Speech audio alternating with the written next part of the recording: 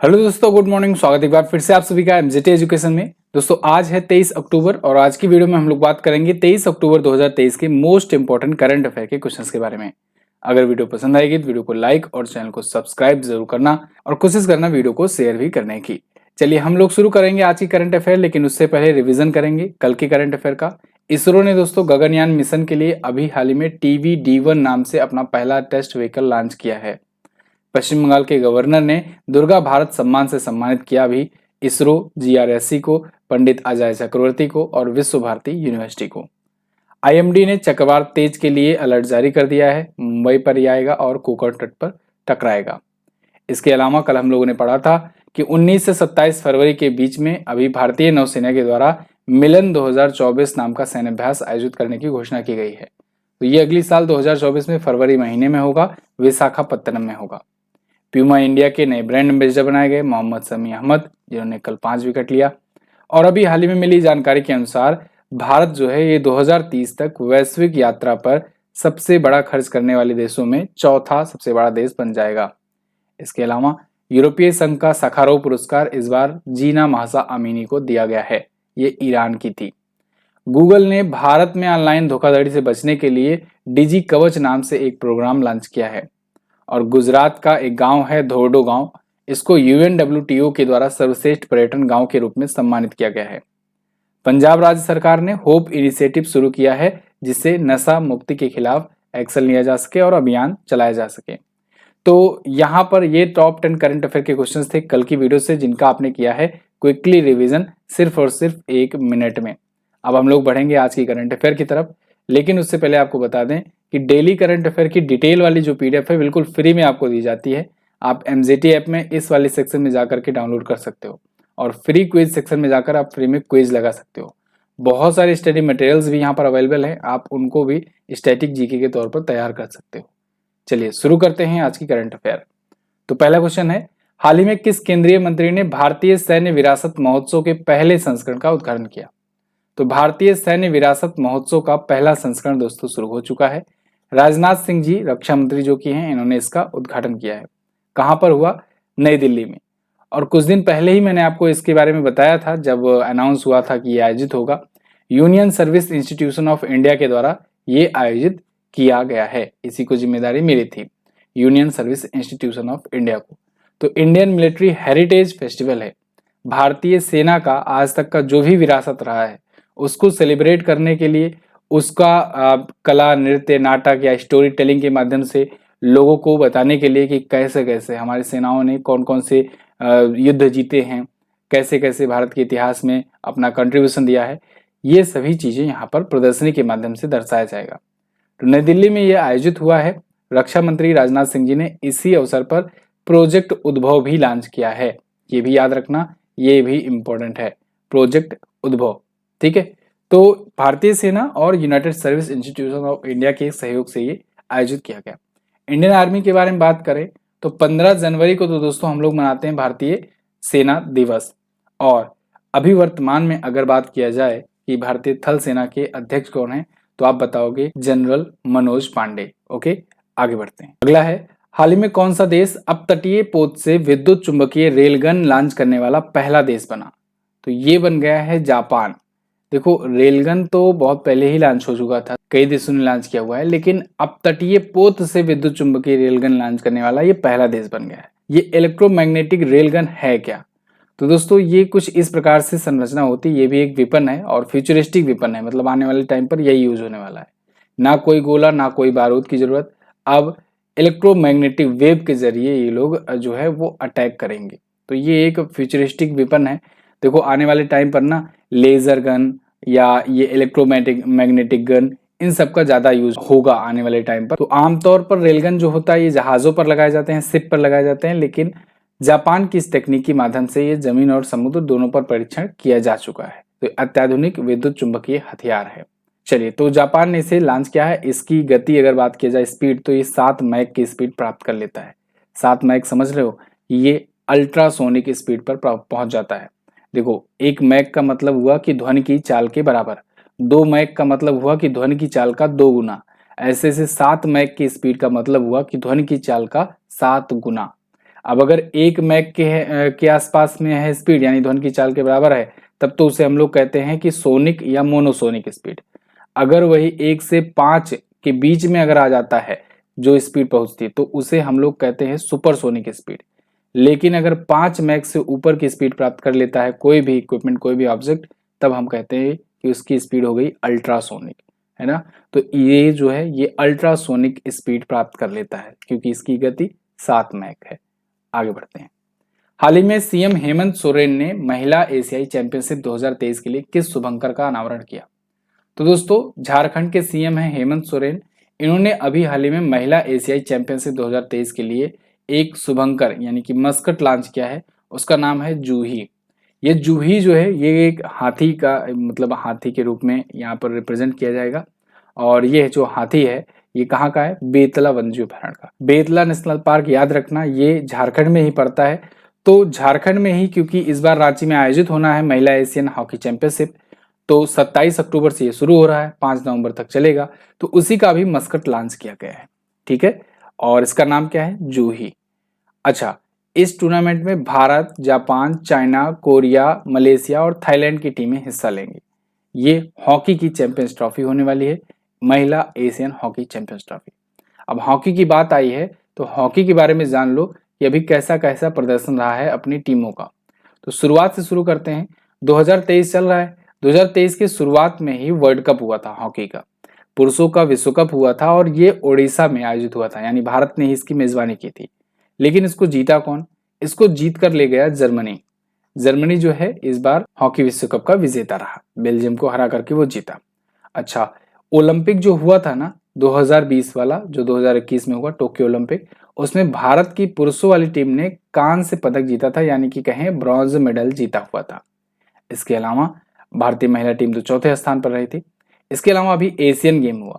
Asian game में भारतीय पुरुष हॉकी जो टीम है ना, इसने जीता है गोल्ड मेडल। गोल्ड मेडल, ठीक है ना, भारतीय पुरुष हॉकी टीम ने। तो ये सब चीजें आप याद रखोगे, रिवीजन करोगे हॉकी से रिलेटेड। आगे बढ़ते हैं। हाल ही में चर्चित पुस्तक कोल्ड ब्लडेड लव किसके द्वारा लिखा गया उपन्यास है? तो ये उपन्यास लिखा है दोस्तों गिरीश दत्त शुक्ला ने। गिरीश दत्त शुक्ला जो हैं ये जाने माने राइटर हैं और इनके द्वारा ये कोल्ड ब्लडेड लव नाम से एक उपन्यास यानी नॉवेल लॉन्च किया गया है। ये जो नॉवेल है इसका नाम है कोल्ड ब्लडेड लव और ये इनका दूसरा नॉवेल है। रूपा पब्लिकेशन के द्वारा इन्होंने पब्लिश कराया हुआ है। चलिए, पिछले दिनों में भी कुछ पुस्तकें आई थी चर्चे में, उनको भी हम लोग रिकॉल कर लेते हैं। जैसे अभी कल हम लोगों ने बात किया था रिवर स्विंग की। रिवर स्विंग जो पुस्तक है इसको अशोक टंडन ने लिखा है। इसके अलावा द ऑटोबायोग्राफी ऑफ गॉड, इसको लीना कुमार ने लिखा है। हाउ प्राइम मिनिस्टर डिसाइड, इसको नीरजा चौधरी ने लिखा है। इसके अलावा monsoon a poem of love and longing, इसको पुस्तक को लिखा है अभय के ने। इसके अलावा ड्रंक ऑन लव, इसको विपुल रेखी ने लिखा। सबका साथ सबका विकास सबका विश्वास, पीएम मोदी के भाषणों पर आधारित पुस्तक है। पिच साइड, इसको अमृत माथुर ने लिखा। Heritage trees of Goa, when parallel lines meet और अंत्य प्रिया कविता काल, ये लिखा है पीएस श्रीधरन पिल्लई ने, गोवा के गवर्नर हैं। और कुछ अधूरे शब्द नाम की पुस्तक लिखी आशुतोष अग्निहोत्री ने। इसके अलावा कारगिल एक यात्री की जुबानी, ऋषि राज ने लिखा है। तो ये पुस्तकें पिछले दिनों में चर्चे में आई थी, इनको भी आप याद रखिए। आगे बढ़ते हैं। किस राज्य में श्रद्धांजलि फ्लाईओवर का उद्घाटन किया गया? तो दोस्तों अभी असम में श्रद्धांजलि फ्लाईओवर का उद्घाटन किया गया है। श्रद्धांजलि फ्लाईओवर जो है ये असम का दूसरा सबसे लंबा फ्लाईओवर है। असम में एक और फ्लाईओवर है जो सबसे लंबा है और उसकी लंबाई है 2.63 किलोमीटर, उसका नाम है नीलांचल। तो नीलांचल के बाद अब श्रद्धांजलि फ्लाईओवर, इसकी लंबाई 2.28 किलोमीटर है और असम के जो सीएम हैं हेमंत बिस्वा शर्मा, इन्होंने इसका उद्घाटन किया है। इंपॉर्टेंट क्या है? इंपॉर्टेंट ये है नोट पॉइंट दोस्तों, बोगीबील ब्रिज नाम से भी एक ब्रिज है वहां पर, वो असम के ब्रह्मपुत्र नदी पर असम में बना हुआ है और ये भारत का सबसे लंबा रेल रोड ब्रिज है। ये एग्जाम में पूछा गया क्वेश्चन है, आगे भी आपसे पूछा जाएगा। रेल रोड ब्रिज है भारत का सबसे लंबा। रेल रोड मतलब जैसे नीचे रेल चलती हो, ट्रेन चलती हो और ऊपर रोड हो उसका, यानी गाड़ी भी चलती हो, या फिर नीचे गाड़ी चलती हो ऊपर ट्रेन जाती हो, तो इसे रेल रोड ब्रिज कहते हैं, ठीक है। मतलब रेल भी उस पर चलती है और रोड भी है। तो भारत का सबसे लंबा रेल रोड ब्रिज जो है वो असम में ब्रह्मपुत्र नदी पर बना है, बोगीबील ब्रिज। क्लियर, याद रखना इंपॉर्टेंट है।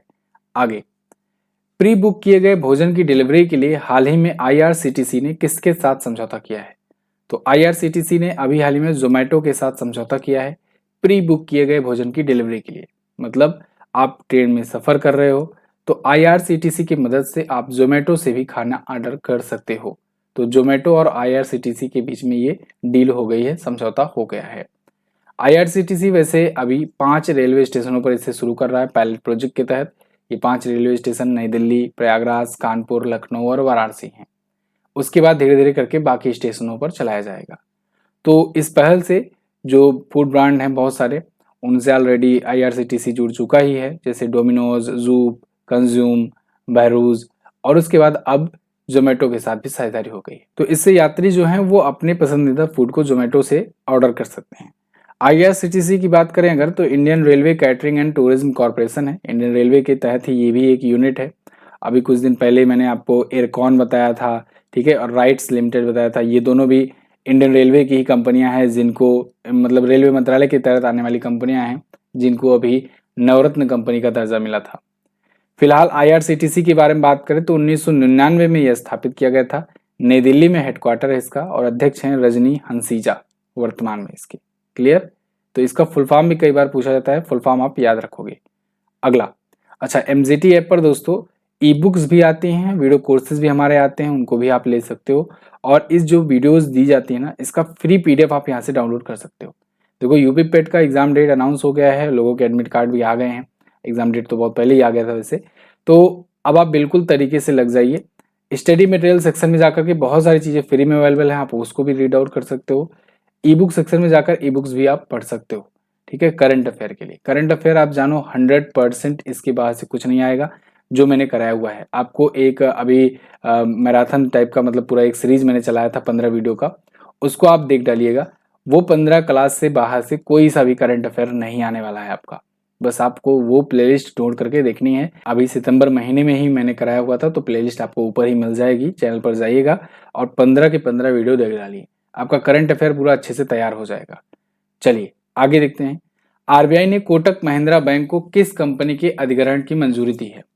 तो आरबीआई के द्वारा अभी मंजूरी मिल गई है, कोटक महिंद्रा बैंक के द्वारा एक्विजिशन किया जा रहा है इसका। किसका? सोनाटा फाइनेंस का।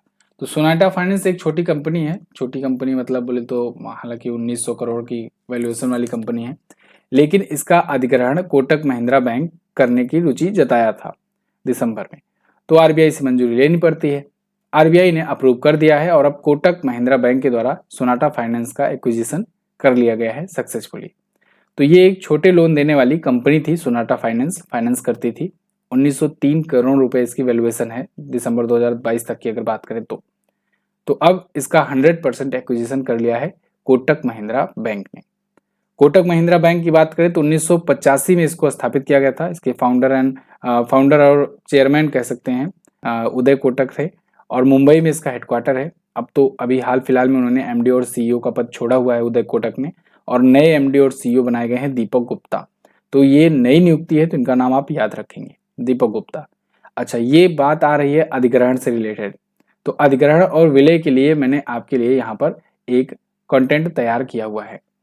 पिछले दिनों में भी बहुत सारे एक्विजिशंस हुए हैं या विलय हुए हैं, उनको हम लोग रिकॉल करेंगे। जैसे अभी जील बोले तो जी इंटरटेनमेंट एंटरप्राइजेज लिमिटेड, इसका सोनी पिक्चर्स के साथ विलय हुआ। बहुत बड़ी ये विलय थी, बहुत बड़ा ये डील था। आईडीएफसी फर्स्ट बैंक और आईडीएफसी लिमिटेड, इन दोनों का विलय हो गया। ठीक वैसे ही जैसे एचडीएफसी बैंक और एचडीएफसी लिमिटेड का हुआ विलय। आरबीआई जो है इसने मराठा सहकारी बैंक और कॉस्मोस कोऑपरेटिव बैंक, इन दोनों की भी विलय को मंजूरी दे दी है।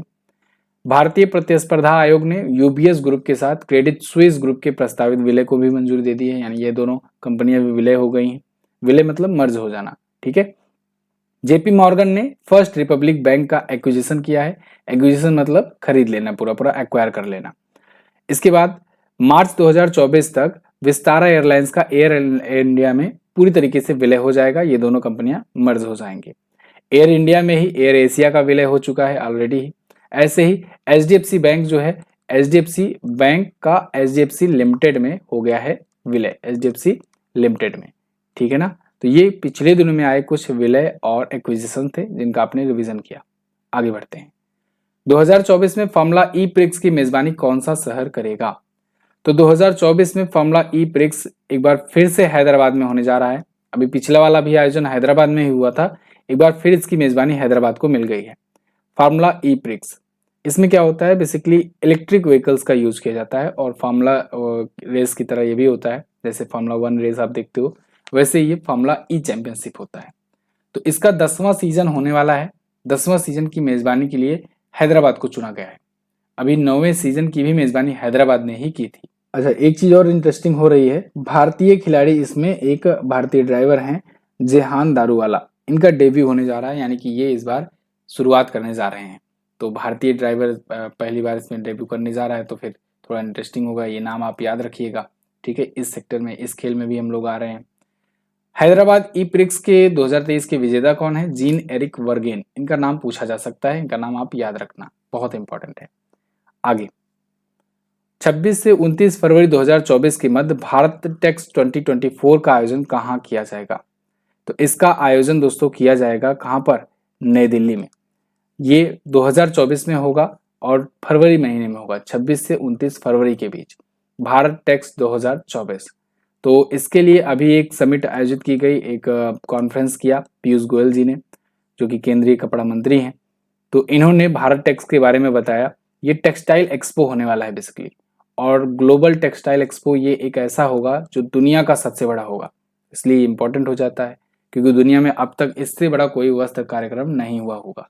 तो 2024 में फरवरी महीने में होगा दिल्ली में। तो पहला आयोजन होने जा रहा है, इसका पूरा नाम है भारत टेक्स 2024, भारत में वस्त्र के भविष्य पर फोकस। इसमें 5F विजन भी रखा गया है। 5F बोले तो farm to fibre to factory to fashion to foreign. ठीक है, तो यानी कि पहले फार्म करो, फाइबर करो, उसको फैक्ट्रियों में उसका उत्पादन करो, फैशन का ध्यान रखो और उसके बाद फॉरेन में भी उसको एक्सपोर्ट करो। तो ये 5F विजन के साथ भारत इसका आयोजन करने जा रहा है। कहाँ पर? नई दिल्ली में। अब बात आई है ये आयोजन और सम्मेलन की, तो पिछले दिनों में भी बहुत सारे आयोजन और समिट्स हुए, उनको हम लोग रिकॉल करेंगे। जैसे अभी ग्लोबल मैरीटाइम इंडिया समिट हुआ, ये मुंबई में हुआ है। इसके अलावा G20 संसदीय अध्यक्ष शिखर सम्मेलन हुआ। संसदीय अध्यक्ष है मतलब पार्लियामेंट्री समिट है, तो इसे P20 भी कहा जाता है। तो ये नई दिल्ली में आयोजित हुआ, इसका 9वां संस्करण था। हेवा का इंटरनेशनल होम टेक्सटाइल शिखर सम्मेलन, ये वाराणसी में हुआ। इसके अलावा 13वां हिंद प्रशांत सेना प्रमुखों का सम्मेलन, ये नई दिल्ली में हुआ। पहला वैश्विक हल्दी सम्मेलन मुंबई में हुआ और भारत ने इस बार G20 की भी मेजबानी की नई दिल्ली में सितंबर महीने में भारत मंडपम में।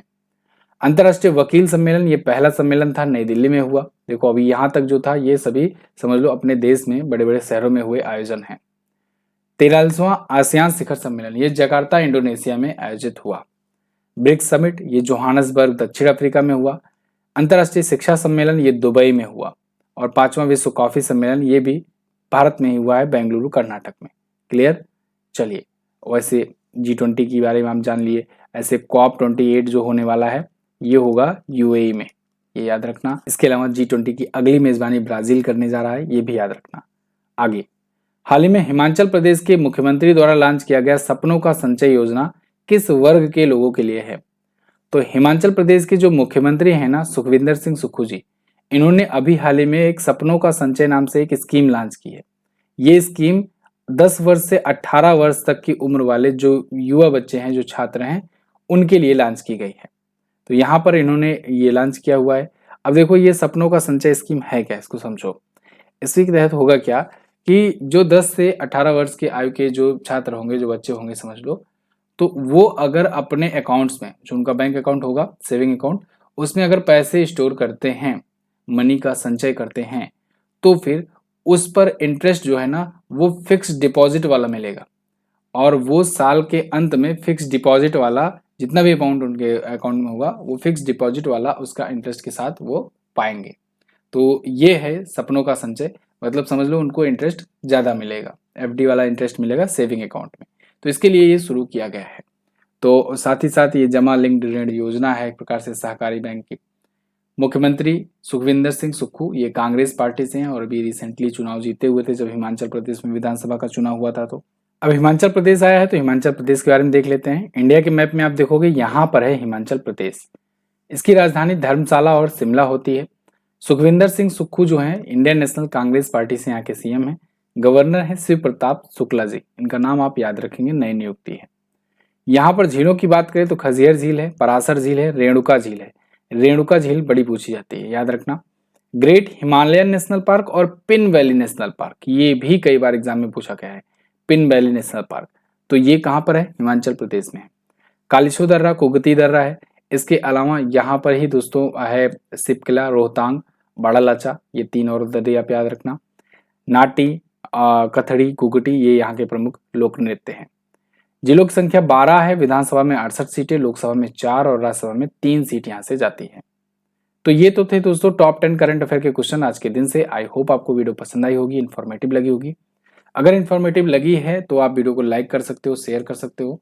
कल से डिजिटल बोर्ड पर आपको वीडियो मिलेगी और अब छुट्टी खत्म हो गई है तो फिलहाल कल से आप फिर से पुराने फॉर्मेट पाओगे और ज़्यादा डिटेल्स के साथ पाओगे और ज़्यादा रिसर्च के साथ पाओगे कंटेंट। तो आप हमारा एमजेटी एजुकेशन का व्हाट्सएप चैनल भी ज्वाइन कीजिए। इस पर भी डेली वन लाइनर भेजा जाता है और वो वन लाइनर आप क्विकली रिवाइज कर सकते हो। तो मतलब 1-1 मिनट में आप दिन भर में कभी भी टाइम मिला करके निकाल करके अपना करंट अफेयर रिवाइज कर सकते हो, रिकॉल कर सकते हो। और पिछले दिनों के भी जितने भी भेजे गए हैं पेज, उनको भी आप देख सकते हो वहाँ पर।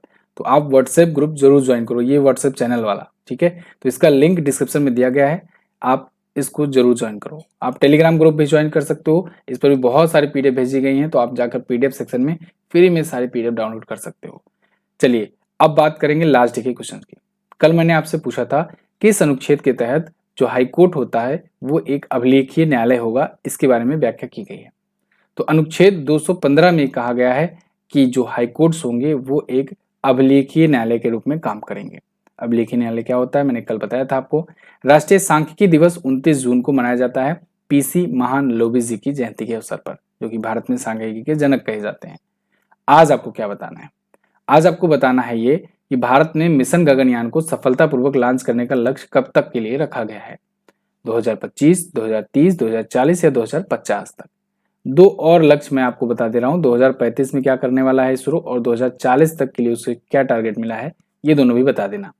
अगला, वर्तमान में प्रसिद्ध कंपनी गूगल के सीईओ कौन है, ये भी बता देना। बहुत इजी क्वेश्चन है, इसको तो सबको पता ही होना चाहिए। तो दोनों क्वेश्चंस के बारे में जो भी पता हो डिटेल में जरूर आंसर करने का प्रयास करना। वीडियो कैसी लगी ये भी मुझे बताना। मैं मिलूंगा दोस्तों अब अगले दिन की वीडियो में आपको। तब तक के लिए नमस्कार, जय हिंद, वंदे मातरम। इसकी पीडीएफ और क्विज आप एमजीटी ऐप से सॉल्व कर लेना। Thank you so much.